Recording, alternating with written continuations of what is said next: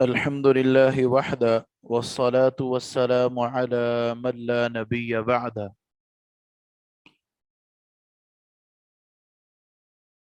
أما بعد، أعوذ بالله السميع العليم من الشيطان الرجيم. بسم الله الرحمن الرحيم. إن الذين يتلون كتاب الله وأقاموا الصلاة وأنفقوا مما رزقناهم سرا وعلانية يرجون تجارة لن تبور.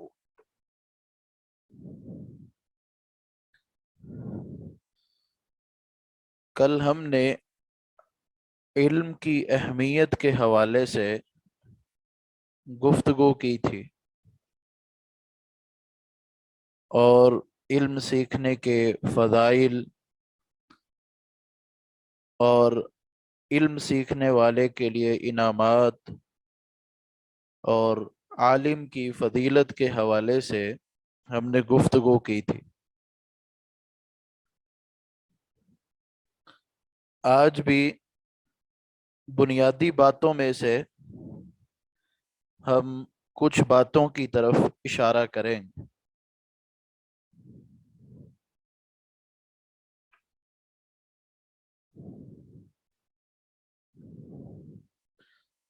سب سے پہلی بات جو میں نے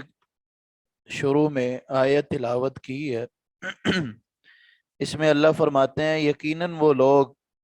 جو اللہ کی کتاب کو پڑھتے ہیں اور نماز قائم کرتے ہیں اور جو اللہ نے ان کو رزق دیا وہ اس میں سے خرچ کرتے ہیں، ظاہری طور پر بھی اور چھپا کے بھی وہ خرچ کرتے ہیں۔ اللہ فرماتے ہیں یرجون تجارت لن تبور، یہ لوگ ایسی تجارت کا ارادہ کرتے ہیں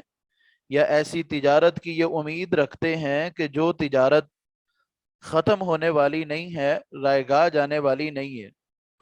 یعنی کتاب اللہ کی تلاوت کرنا، نماز کی اقامت کرنا، اللہ کے دیے ہوئے رزق سے خرچ کرنا، یہ ایسی تجارت ہے جو ختم ہونے والی نہیں ہے، یعنی اس تجارت کا کوئی نقصان نہیں ہے۔ پھر آگے اللہ فرماتے ہیں لیوفیہم اجورہم، ان کو ان کے اجر پورے پورے دیے جائیں گے اور ان کو ان کے فضل میں مزید اضافہ کیا جائے گا، اور اللہ بخشنے والا اور قدردان ہے۔ سیدہ عائشہ رضی اللہ تعالی عنہا فرماتی ہیں کہ رسول اللہ صلی اللہ علیہ وسلم نے فرمایا کہ قرآن پاک کا جو ماہر ہوگا، یعنی اس کو قرآن پاک پڑھنا آتا ہو، قرآن پاک کا مطلب، اس کا مفہوم، اس کے معانی سمجھتا ہو، یا قرآن پاک کو اس نے حفظ کیا ہو، یہ بندہ قیامت کے دن معزز ترین فرشتوں کے ساتھ ہوگا جو اللہ کے بڑے ہی قریب ہوں گے۔ اور وہ شخص یقرأ القرآن، قرآن تو پڑھتا ہے لیکن اٹکتا ہے، یعنی سمجھنے کی کوشش کرتا ہے، اس کو سمجھ نہیں آتا، یا پڑھنے کی کوشش کرتا ہے، اسے پڑھا نہیں جاتا، یا حفظ کا ارادہ کرتا ہے، اس کے ذہن میں وہ بات بیٹھتی نہیں ہے، یعنی قرآن پاک کی آیات اس سے یاد نہیں ہوتی، لیکن وہ کوشش میں لگا رہتا ہے، وہ پڑھتا رہتا ہے، وہ قرآن یاد کرنا، قرآن سمجھنا اس کے لیے مشکل ہے، تو آپ نے فرمایا لہو اجران، ایسے بندے کے لیے دوہرا اجر ہے، ڈبل اجر ہے۔ ایک تو یہ کہ یہ بندہ کوشش میں لگا ہوا ہے، کوشش میں لگنے کا اجر، اور پھر وہ کوشش میں لگ کے جس طرح وہ پڑھنے کی کوشش کر رہا ہے اس کا بھی اجر اس کو دیا جاتا ہے۔ لیکن ایک اچھا قرآن پاک کو اچھے انداز سے پڑھنے والا، سمجھنے والا، جو قرآن کا ماہر ہے، اس کے لیے تو پھر ایک الگ ہی مقام ہے کہ وہ معزز ترین اور اللہ کے مقرب ترین فرشتوں کے ساتھ اس کا شمار ہو۔ اور اسی طرح ابو امامہ باہلی رضی اللہ تعالی عنہ فرماتے ہیں کہ میں نے رسول اللہ صلی اللہ علیہ وسلم سے سنا، اور آپ فرما رہے تھے کہ قرآن پاک کو پڑھو،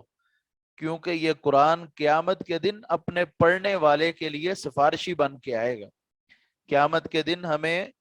سفارش کی ضرورت ہوگی کہ کوئی ہماری سفارش کرے، اور اس کی سفارش کے نتیجے میں ہم اللہ کی طرف سے ملنے والے عذاب سے بچ کر ہمارا جنت میں دخول ہو جائے، تو یہ قرآن پاک اس قیامت کے دن بندے کے حق میں سفارش کرے گا اور اسے اللہ کی جنت میں داخل کروائے گا۔ اور اسی طرح آپ صلی اللہ علیہ وسلم نے فرمایا کہ حسد جو ہے، اسلام کے اندر حسد کرنا یہ جائز نہیں ہے، لیکن دو باتیں ایسی ہیں یا دو کام ایسے ہیں کہ ان میں حسد کرنا مباح سمجھا گیا ہے، اچھا سمجھا گیا ہے، اور اس کو پھر ہمارے لفظوں میں حسد نہیں کہیں گے، اس کو رشک کہیں گے، جس کو عربی کے اندر غبطہ بولا جاتا ہے۔ آپ نے فرمایا لا حسد الا فی اثنتین، دو چیزوں کے علاوہ کسی چیز میں بھی حسد نہیں۔ رجل آتاہ اللہ القرآن فہو یقوم به آناء اللیل و آناء النہار، ایک تو وہ آدمی ہے کہ جس کو اللہ سبحانہ و تعالی نے قرآن دیا اور وہ اس قرآن کو پڑھ کے رات کو بھی قیام کرتا ہو اور دن میں بھی وہ قرآن پاک پڑھتا ہو، یعنی ایسا بندہ ہے جو قرآن پاک دن میں بھی پڑھتا ہے، رات میں بھی پڑھتا ہے، اور کوئی شخص اس کو دیکھ کر کہتا ہے کہ کاش مجھے بھی یہ دولت نصیب ہوتی اور میں بھی رات اور دن میں قرآن پاک کی تلاوت کرتا، تو اس میں حسد کرنا اس کی شریعت نے اجازت دی ہے، اس میں کوئی حرج نہیں۔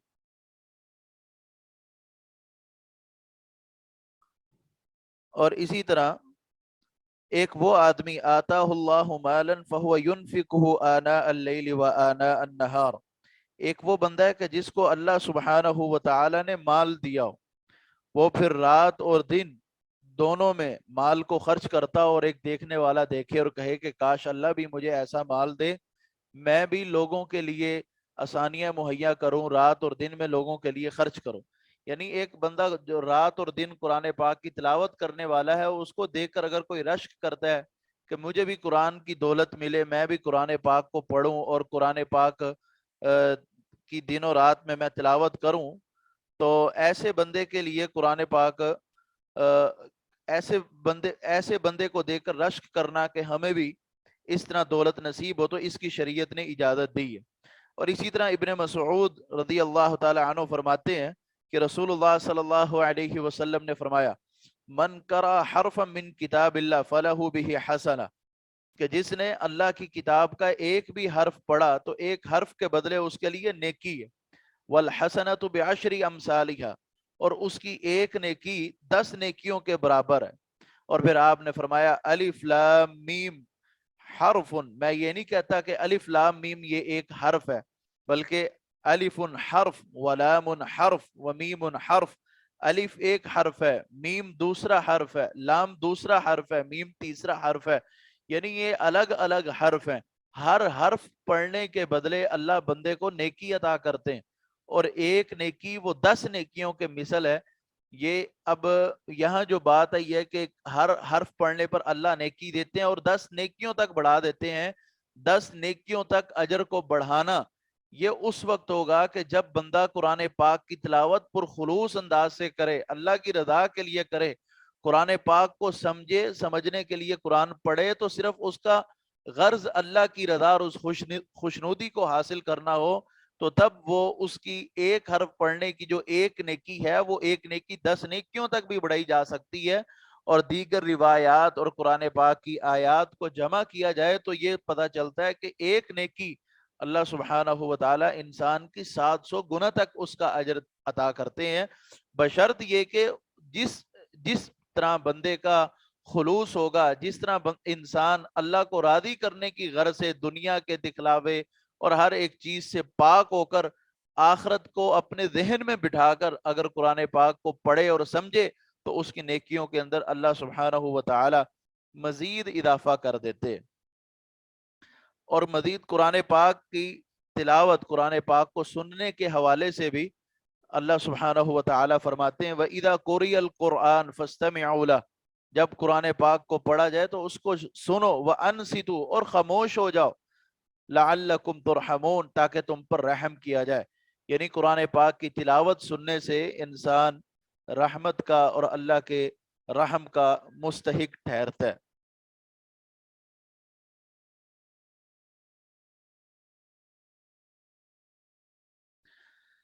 ہم نے چونکہ قرآن پاک کو پڑھنا ہے اور قرآن پاک کا ترجمہ اور اس کی تفسیر کی طرف ہماری توجہ ہوگی. بات یہ ہے کہ لفظ قرآن جو ہے اس کا مطلب کیا ہے، اس کا لفظی مطلب کیا ہے اور اس کا مفہوم کیا ہے. قرآن جو ہے بعض علماء کے نزدیک کہ لفظ قرآن یہ مشتق ہے، اور بعض کے نزدیک یہ لفظ قرآن یہ جامد ہے. مشتق کہتے ہیں کہ اصل میں ایک لفظ ہے اور اس سے اس کو لیا ایک لفظ اصل ہے اور اس سے اس کو لیا گیا، اس کو مشتق کہتے ہیں. اور جامد کہتے ہیں کہ اس کو کسی سے نہیں لیا گیا، یہ باقاعدہ طور پر یا مستقل طور پر یہ خود ایک لفظ ہے. اب مزید مشتق اور جامد کیا ہے جب ہم صرف و نحو پڑھیں گے تو اس کے اندر اس کی بحث ہوگی. جن علماء کے نزدیک لفظ قرآن مشتق ہے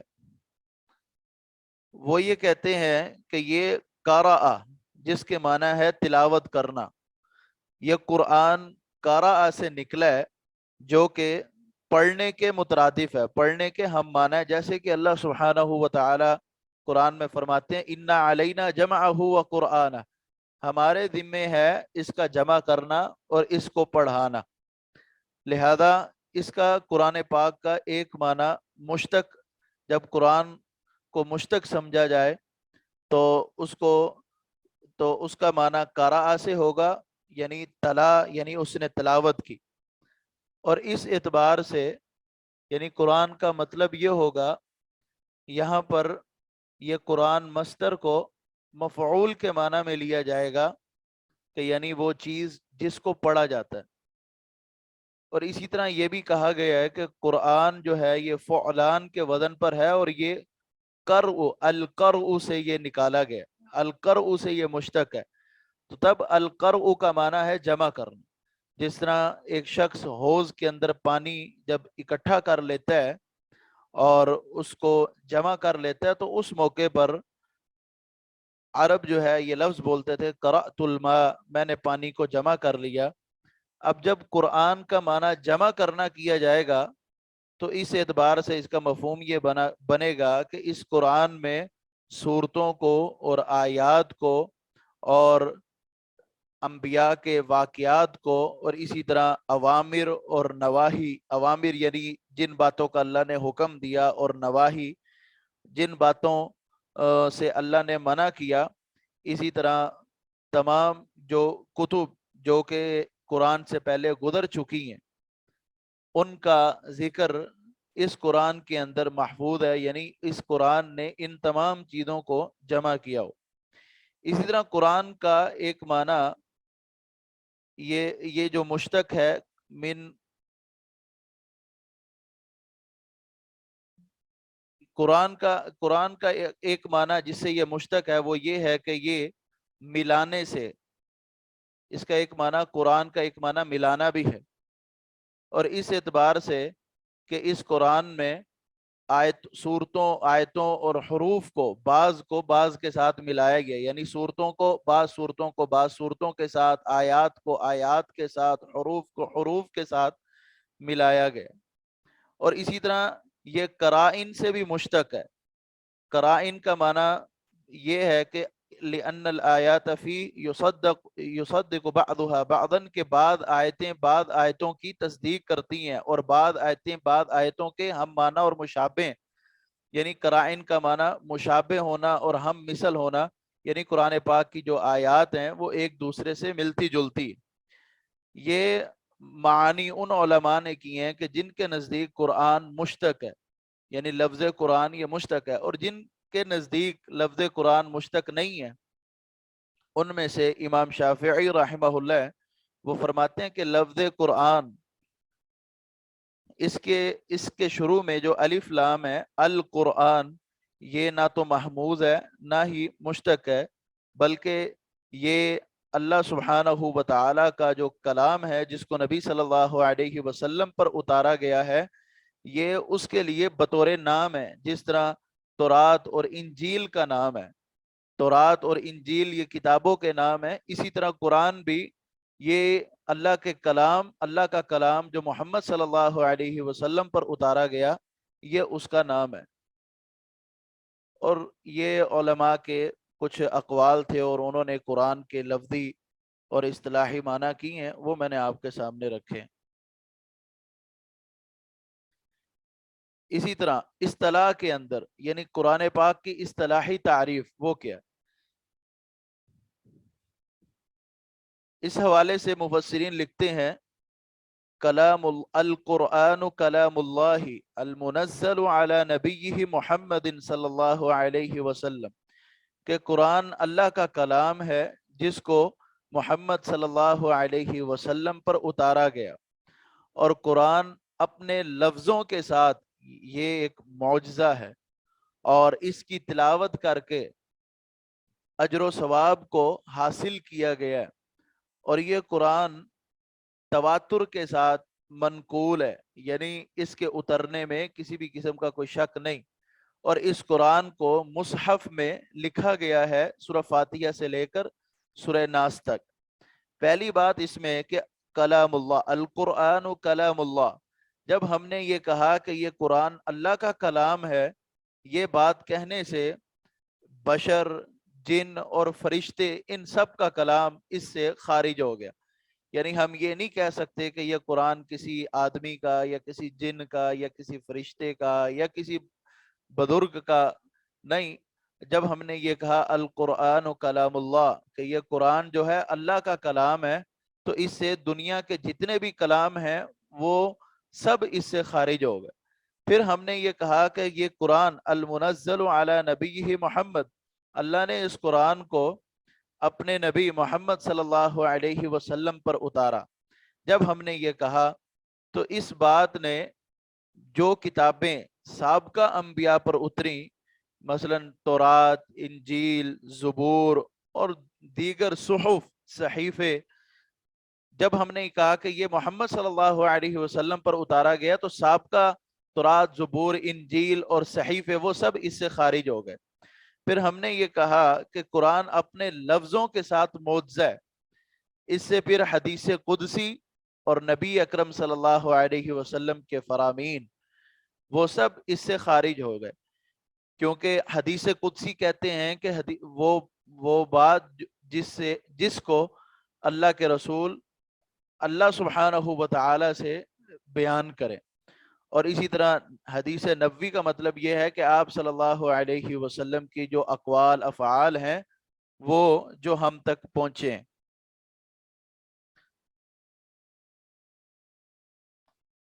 اب جب ہم نے یہ کہا کہ قرآن اپنے لفظ کے اعتبار سے معجزہ ہے، تو حدیث قدسی اور حدیث نبوی یہ ایک الگ معجزہ ہے، لیکن قرآن پاک کا جو لفظی معجزہ ہے وہ ان سے الگ ہے۔ پھر ہم نے یہ کہا کہ قرآن پاک پڑھ کر اس سے اجر و ثواب حاصل کیا جا سکتا ہے۔ جب یہ بات کہی تو حدیث قدسی اور اسی طرح جو بھی چیز پڑھی جائے، مثال کے طور پر کوئی شخص رسول اللہ صلی اللہ علیہ وسلم کے فرامین پڑھتا ہے، جس طرح ابھی ہم نے آج حدیث پڑھی ہے کہ قرآن کے ہر حرف پڑھنے سے اللہ نیکی عطا کرتے ہیں۔ حدیث کا، حدیث قدسی کا، نبی اکرم صلی اللہ علیہ وسلم کی احادیث کا، اور دیگر کوئی بھی کتاب آپ دنیا کی اٹھا لیں، اس کے حوالے سے ہم یہ نہیں کہہ سکتے کہ اس کا ہر حرف پڑھنے پر اللہ اجر دیں گے۔ یہ خاص قرآن پاک کے ساتھ خاص ہے کہ اس کا ہر لفظ پڑھنے پر اللہ سبحانہ و تعالی اجر دیتے ہیں۔ اور جب یہ کہا گیا کہ یہ تواتر کے ساتھ منقول ہے، تو اس کا مطلب یہ ہے کہ جو کچھ آیات تھیں جن کا جو شروع میں قرآن پاک کا حصہ تھیں، لیکن رسول اللہ صلی اللہ علیہ وسلم پر پھر وہی اللہ کی طرف سے نازل ہوئی اور ان آیات کو قرآن پاک سے نکال دیا گیا، یعنی ان کو منسوخ کر دیا گیا، نہ ان کی تلاوت کی جاتی ہے، نہ ہی ان کا بعض آیات کی تلاوت نہیں کی جاتی لیکن ان کا حکم باقی ہے، اور بعض کی تلاوت بھی نہیں کی جاتی اور ان کا حکم بھی باقی نہیں ہے۔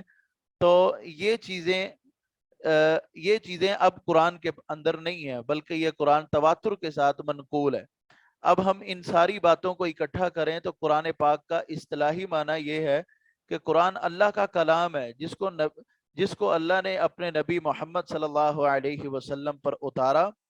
اور یہ قرآن لفظ کے اعتبار سے معجزہ ہے، اور اس کی تلاوت کر کے ہم اجر و ثواب حاصل کر سکتے ہیں، اور یہ تواتر کے ساتھ منقول ہے۔ اور یہ پورا قرآن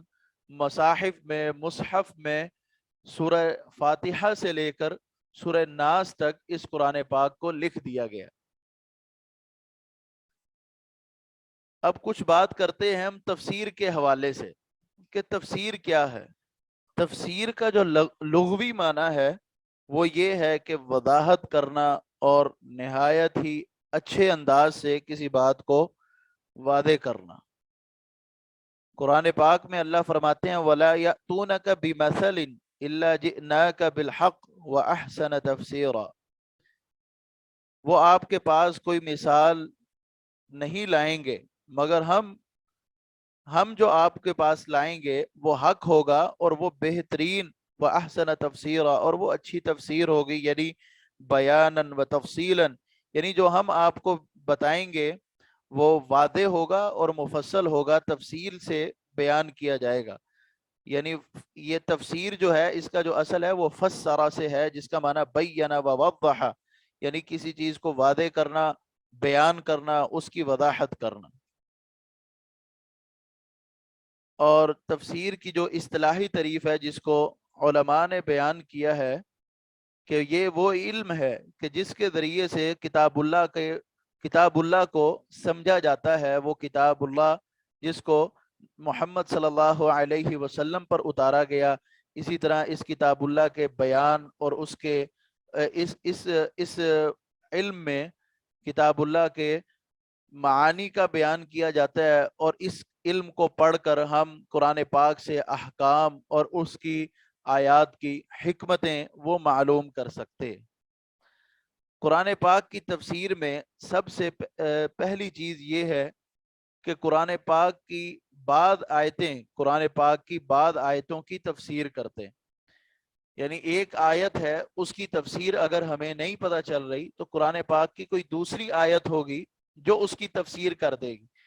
جس طرح قرآن پاک میں جب یہ آیت نازل ہوئی الذین آمنوا ولم یلبسوا ایمانہم بظلم، وہ لوگ جو ایمان لائے اور انہوں نے اپنے ایمان کے ساتھ ظلم کو شامل نہیں کیا، ولم یلبسوا ایمانہم بظلم اولئک لہم الامن وہم مہتدون، یہی لوگ امن والے ہیں اور ہدایت پا گئے۔ اب صحابہ کرام نے ظلم کا لغوی معنی لیا کہ کسی کے ساتھ زیادتی کرنا یا کسی کو تھوڑا سا بھی نقصان کسی کو پہنچا دینا۔ پریشان ہو گئے جب یہ آیت اتری، رسول اللہ صلی اللہ علیہ وسلم نے ان کو بلایا اور کہا کہ جو معنی تم سمجھ بیٹھے ہو اس ظلم سے مراد وہ نہیں ہے، اس ظلم سے مراد ان الشرک لظلم عظیم، اس ظلم سے مراد جو ہے وہ شرک ہے، اور شرک جو ہے یہ بہت بڑا ظلم ہے۔ اب یہاں پر اس موقع پر جب صحابہ کرام نے یہ دوسری آیت سنی، یعنی قرآن پاک کی ایک آیت کی تفسیر جب دوسری آیت نے کی تو ہمارے لیے معنی واضح ہو گئے۔ اسی طرح قرآن پاک کی آیت کی تفسیر رسول اللہ صلی اللہ علیہ وسلم کے فرامین سے کی جاتی ہے۔ اب قرآن پاک میں سورہ بقرہ کے اندر ہے روزوں کے حوالے سے کہ تم اس وقت تک کھاؤ حتی یتبین لکم الخیط الابیض من الخیط الاسود من الفجر، جب تک کالے دھاگے میں سے سفید دھاگا واضح نہیں ہو جاتا تب تک کھاؤ۔ اب ایک صحابی نے اپنے تکیے کے پاس دو دھاگے رکھ دیے، ایک کالا اور ایک سفید۔ اب اس نے کہا کہ جب تک مجھے یہ واضح طور پر نظر نہیں آئے گا تب تک میں کھاتا رہوں گا۔ اب جب اس کو واضح طور پہ وہ دھاگا نظر آنا تھا تب تک وہ کھاتا رہا، اور پتہ چلا کہ اچھی خاصی روشنی ہو گئی ہے۔ اب آپ یہ اندازہ لگائیں کہ ہے تو قرآن پاک کی آیت ہی، اور وہ لوگ بھی عربی ہیں، لیکن وہ قرآن پاک کو نہیں سمجھ سکے جب تک رسول اللہ صلی اللہ علیہ وسلم نے نہیں سمجھایا۔ آپ صلی اللہ علیہ وسلم کو اطلاع دی گئی تو آپ صلی اللہ علیہ وسلم نے اسے سمجھایا حتی یتبین لکم الخیط الابیض من الخیط الاسود من الفجر، کہ کالے دھاگے سے سفید دھاگے کے واضح ہونے کا مطلب یہ ہے کہ جب تک صبح صادق طلوع نہیں ہو جاتی، پہلے صبح کاذب ہے اس کے بعد صبح صادق آتی، جب تک صبح صادق طلوع نہیں ہو جاتی تب تک تم کھا پی سکتے ہو، سیری کر سکتے ہو، جیسے ہی صبح صادق طلوع ہوگی اس کے بعد کھانا پینا منع ہے۔ اب یہ قرآن پاک کی اس آیت کی تفسیر رسول اللہ صلی اللہ علیہ وسلم کے فرمان سے ہوئی۔ قرآن پاک کی آیت کی تفسیر قرآن پاک کی دوسری آیت سے بھی ہو سکتی ہے بعض اوقات، اسی طرح قرآن پاک کی تفسیر کسی آیت کی تفسیر رسول اللہ صلی اللہ علیہ وسلم کے فرامین سے ہوگی، اور اسی طرح قرآن پاک کی تفسیر اقوال صحابہ سے ہوگی، پھر اس کے بعد اقوال مفسرین سے ہوگی، جو مشہور تابعین اور صحابہ کرام میں سے مشہور ہیں، ان میں سے ان کے اقوال کو لیا جائے گا، اور تفسیر کرتے ہوئے سب سے مذموم ترین تفسیر، یعنی جس کی مذمت کی گئی ہے، جس کے حوالے سے علماء نے بڑی سخت باتیں کی ہیں، وہ تفسیر یہ ہے کہ ایک شخص اپنی رائے سے اپنے معنی کو اجاگر کرنے کے لیے ایک ایسا معنی کہ جو حقیقت پر مبنی نہیں، لیکن کھینچ کے وہ اپنے مطلب کا اور اپنے مرضی کا معنی نکالے، ایسا معنی نکالے جس کی طرف نہ تو محدثین گئے ہوں، نہ علماء گئے ہوں، نہ مفسرین گئے ہوں، نہ اس کی طرف رسول اللہ صلی اللہ علیہ وسلم کی کوئی حدیث ملتی ہو، یعنی وہ کوئی ایسا معنی کرتا ہے کہ جس کا قرآن و سنت سے کوئی تعلق نہیں، بلکہ وہ تو قرآن و سنت کے خلاف ہے۔ تو ایسی تفسیر جو علماء کے نزدیک، فقہاء کے نزدیک اور محدثین کے نزدیک مذموم ترین تفسیر ہے۔ اب صحیح بخاری کے اندر امام بخاری رحمہ اللہ نے تفسیر کی ایک باقاعدہ ایک کتاب لکھی ہے کہ جس میں انہوں نے قرآن پاک کی آیات کی تفسیر درج کی ہے، جو آیات رسول اللہ صلی اللہ علیہ وسلم سے اور صحابہ کرام کے اقوال سے اور دیگر مفسرین سے انہوں نے اپنی اس کتاب کے اندر قرآن پاک کی تفسیر کا ذکر کیا۔ ہم یعنی اپنا ذہن یہ بنائیں کہ ہم نے قرآن پاک کی وہ تفسیر لینی ہے جو تفسیر قرآن سے ثابت ہو، جو تفسیر حدیث سے ثابت ہو، اور جو تفسیر اقوال صحابہ سے ثابت ہو۔ اور صحابہ میں مشہور ترین جو مفسر ہیں وہ عبداللہ بن عباس ہیں، اسی طرح ان کے شاگرد ہیں اور دیگر صحابہ کرام ہیں۔ ان صحابہ کی تفاسیر ہم نے لینی ہے، اور ان کے یعنی ایسی تفسیر جو ان صحابہ کرام کی یا قرآن پاک کی کسی آیت کی یا نبی اکرم صلی اللہ علیہ وسلم کی کسی حدیث کی ترجمانی کرتی ہو، تو اس تفسیر کو لینے میں کوئی حرج نہیں۔ لیکن وہ تفسیر جو ایک انسان اپنی رائے سے کرے اور اس میں اپنے مطلب کا معنی نکالنا چاہے اور وہ قرآن و سنت کے خلاف تفسیر ہو، تو ایسی تفسیر کو قبول نہیں کیا جائے گا، بلکہ یہ تفسیر کرنے والے کے لیے وبال جان بنے گی، کیونکہ یہ اپنی غرض اور دنیاوی مقاصد کے لیے یہ قرآن کی تفسیر کرنا چاہتا ہے۔ اب اسی طرح قرآن پاک میں ایک آیت ہے، میں اس کا ذکر ایک مثال سے میں کرنا چاہتا ہوں تاکہ آپ کو بات سمجھ آئے۔ وما محمد الا رسول قد خلت من قبلہ الرسل، محمد صلی اللہ علیہ وسلم اللہ کے رسول ہیں، قد خلت من قبلہ الرسل، آپ سے پہلے بھی بہت سے رسول گزرے ہیں۔ افئن مات او قتل انقلبتم علی اعقابکم، اگر محمد صلی اللہ علیہ وسلم فوت ہو جائے یا آپ کو شہید کر دیا جائے، انقلبتم علی اعقابکم، کیا تم اپنی ایڑیوں کے بل پلٹ جاؤ گے؟ ایڑیوں کے بل پلٹنے کا مطلب یہ ہے کہ کیا تم واپس کفر کو اختیار کر لو گے؟ کیا تم واپس پیچھے چلے جاؤ گے، اسلام کو ترک کر دو گے؟ افئن مات او قتل انقلبتم علی اعقابکم۔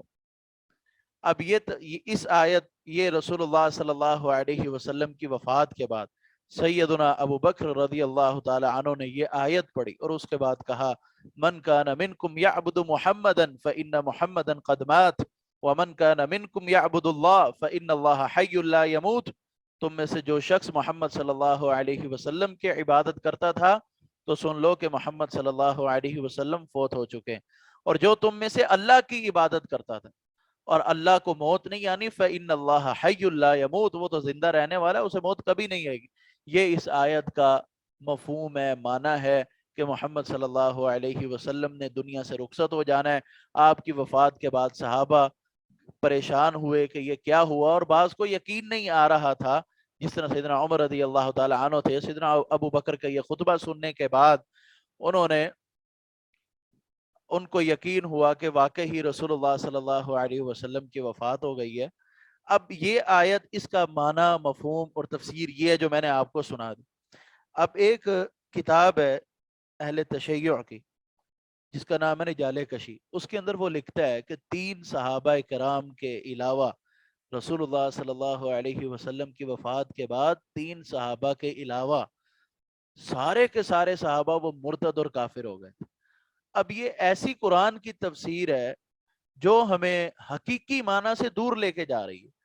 جو ہمیں قرآن پاک کے اصل مفہوم سے دور لے کے جا رہی ہے۔ اب نعوذ باللہ اگر ہم یہ کہیں کہ 3 صحابہ کے علاوہ سارے صحابہ مرتد ہو گئے تھے، جن میں جلیل القدر صحابہ آتے ہیں، عشرہ مبشرہ آتے ہیں، اہل بیت آتے ہیں،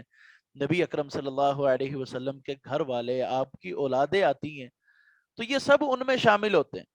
اگر ہم یہ تفسیر کریں تو اس سے تو پورے اسلام کا اور تمام مسلمانوں کا ستیہ ناس ہوتا ہے۔ لہذا ایسی تفسیر جو قرآن و سنت کے خلاف ہو، قرآن و سنت کے خلاف ایک شخص اپنی رائے کو ظاہر کرے گا تو اس کی تفسیر کو قبول نہیں کیا جائے گا۔ میٹنگ ختم ہونے والی ہے، تو یہ جیسے ہی بند ہوتا ہے تو میں دوبارہ سٹارٹ کرتا ہوں، تو آپ کے پاس آئی ڈی بھی ہے اور پاسکورڈ بھی ہے، تو آپ دوبارہ جوائن کر لیں۔ جی، آج کے درس میں ہم نے اب تک یعنی قرآن پاک کی تلاوت کے فضائل اور قرآن پاک سننے کے حوالے سے اس کی فضیلت، اور اسی طرح قرآن پاک کا لفظی معنی، اصطلاحی معنی، اور تفسیر کا اصطلاحی معنی، لفظی معنی، اور پھر تفسیر قرآن پاک کی تفسیر کس طرح کی جائے اور کون سی تفسیر جو ہے وہ قابل قبول ہے، اس حوالے سے ہم نے ذکر کیا۔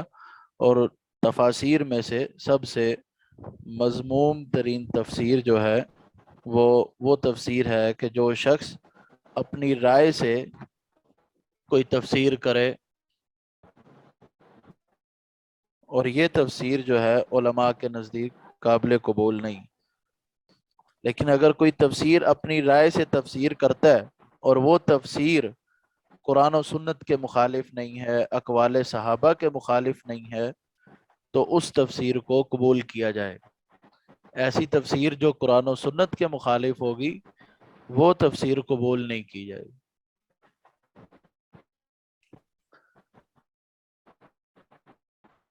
اسی طرح علم کی فضیلت کے حوالے سے ایک حدیث میں مزید آپ کے سامنے ذکر کرنا چاہتا ہوں۔ بڑی بہترین مثال دے کر رسول اللہ صلی اللہ علیہ وسلم نے سمجھایا، اور یہ حدیث صحیح بخاری اور صحیح مسلم کے اندر ہے۔ آپ صلی اللہ علیہ وسلم نے فرمایا، اس چیز کی مثال جس کو اللہ نے مجھے دے کر بھیجا، یعنی جو اللہ نے مجھے ہدایت اور علم دے کے اللہ نے مجھے بھیجا ہے، اس کی مثال بارش کی طرح ہے۔ وہ بارش جو کسی زمین پر پہنچے اور اس زمین کا کچھ حصہ بڑا ہی بہترین اور بڑا ہی عمدہ تھا، وہ اس بارش کے پانی کو قبول کرتا ہے، یعنی اپنے اندر جذب کر لیتا ہے، اور پھر وہ زمین جو ہے وہ گھاس اگاتی ہے اور جڑی بوٹیاں اگاتی ہے۔ یہ ایک مثال۔ دوسری بات، پھر وہ پانی ایسی زمین کو پہنچتا ہے جو سخت ہوتی ہیں، یعنی وہ پانی کو روک لیتی ہیں۔ وہ پانی زمین کے اندر داخل نہیں ہوتا، بلکہ پانی زمین پر ٹھہرا رہتا ہے۔ پانی جب زمین پر ٹھہر جاتا ہے، لوگ اس پانی سے فائدہ اٹھاتے ہیں، پیتے بھی ہیں، پلاتے بھی ہیں، یعنی جانوروں کو بھی، خود بھی پیتے ہیں، جانوروں کو بھی پلاتے ہیں، اور کھیتی باڑی میں بھی اس پانی کو استعمال کرتے ہیں۔ اب تیسری مثال، پھر وہ پانی کسی ایک ایسی زمین کو پہنچتا ہے جو کہ چٹیل میدان ہے۔ نہ تو وہ زمین پانی کو روکتی ہے، یعنی وہاں پر پانی جمع نہیں ہوتا، اور نہ ہی وہ زمین گھاس اور جڑی بوٹیاں اگا سکتی ہے۔ یہ 3 مثالیں آپ صلی اللہ علیہ وسلم نے بیان کی۔ ان کے بیان کرنے کے بعد آپ نے فرمایا یہ مثال ہے اس بندے کی کہ جو اللہ کے دین کی سمجھ حاصل کرتا ہے اور وہ دین اس کو فائدہ بھی دے، اور جو اللہ نے مجھے شریعت دے کے بھیجی ہے، جو اللہ نے مجھے شریعت دے کے بھیجی ہے وہ اس کو سیکھتا ہے اور سکھاتا ہے، یہ اس بندے کی مثال ہے۔ اور اس کی مثال ہے کہ جس نے اپنے کان کو میری باتوں کی طرف نہیں دھرا، یعنی میری باتوں کو نہیں سنا، اور اس نے جو ہدایت میں دے کر بھیجا گیا ہوں اس کو قبول نہیں کیا۔ اب ذرا اس مثال کو سمجھیے، پہلے میں نے حدیث کا معنی آپ کے سامنے رکھا ہے۔ پہلی مثال جو ہے کہ جس میں کہ بارش ایک ایسی زمین کو پہنچتی ہے جو بڑی عمدہ ہے، وہ پانی کو قبول کرتی ہے اور گھاس بھی اگاتی ہے، جڑی بوٹیاں بھی اگاتی ہے۔ یہ مثال اس بندے کی ہے جو قرآن کا علم حاصل کرتا ہے، قرآن و سنت کو سیکھتا ہے، سمجھتا ہے، سیکھنے اور سمجھنے کے بعد وہ اس کے مطابق زندگی بسر کرتا ہے، اور اسی طرح اور پھر جو اس نے سیکھا اور جو سمجھا اس کو وہ آگے لوگوں تک پہنچا دیتا ہے۔ اس بندے کی مثال اس زمین جیسی ہے جو پانی کو قبول بھی کرتی ہے، اور پھر وہ زمین جو ہے اس سے گھاس بھی اگتا ہے اور جڑی بوٹیاں بھی اگتی ہیں جس سے لوگ فائدہ اٹھاتے ہیں۔ دوسری مثال کہ جس میں وہ زمین پانی کو قبول نہیں کرتی، زمین پانی کو قبول نہیں کرتی، لیکن اس پانی سے لوگ بھی فائدہ اٹھاتے ہیں، اسی طرح اس پانی سے جانور بھی فائدہ اٹھاتے ہیں، اور وہ پانی کھیتیوں کو بھی پلایا جاتا ہے۔ یہ مثال اس بندے کی ہے جو علم سیکھتا ہے لیکن وہ سیکھنا اس کو خود کو فائدہ نہیں دیتا، جس طرح اس زمین نے اس پانی کو جذب نہیں کیا۔ خود تو علم سیکھتا ہے، علم سیکھنے کے بعد اس نے سکھا دیا لیکن وہ علم اس کو فائدہ نہ دے سکا۔ اسی طرح یہ مثال اس آدمی کی ہے۔ اور تیسرا بندہ وہ ہے کہ تیسری جو مثال آپ صلی اللہ علیہ وسلم نے بیان کی وہ یہ کہ پانی ایک چٹیل میدان میں پانی پہنچتا ہے، اب نہ تو وہ میدان اس پانی کو روک سکتا ہے، نہ اس زمین سے کوئی گھاس پھوس اگ سکتی ہے۔ یہ مثال اس بندے کی ہے جس نے قرآن و سنت سمجھنے کے لیے کوشش ہی نہیں کی، محنت ہی نہیں کی، اور اس کے سامنے رسول اللہ صلی اللہ علیہ وسلم کی احادیث بیان کی گئیں، اور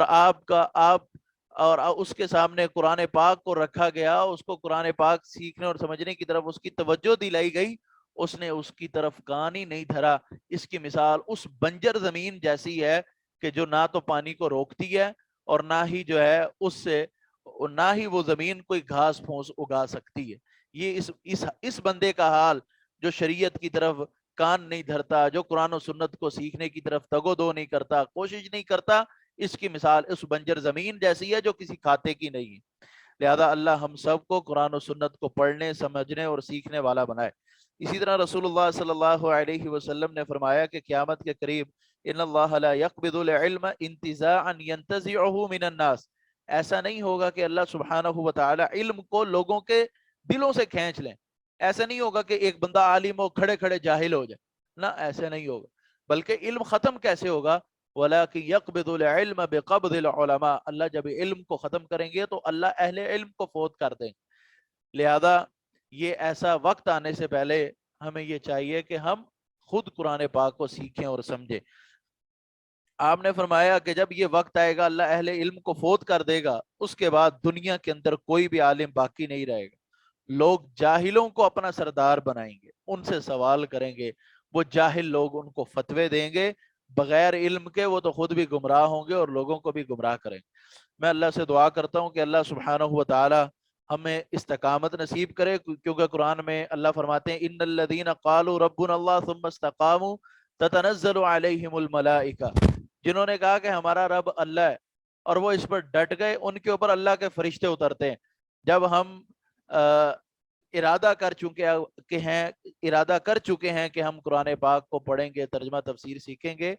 تو اب ہم ڈٹ جائیں، اللہ ہماری مدد کرے گا اور اللہ ہمارا حامی و ناصر ہوگا۔ کل سے انشاءاللہ ہم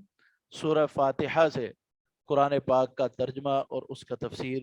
اس کا ہم آغاز کریں گے۔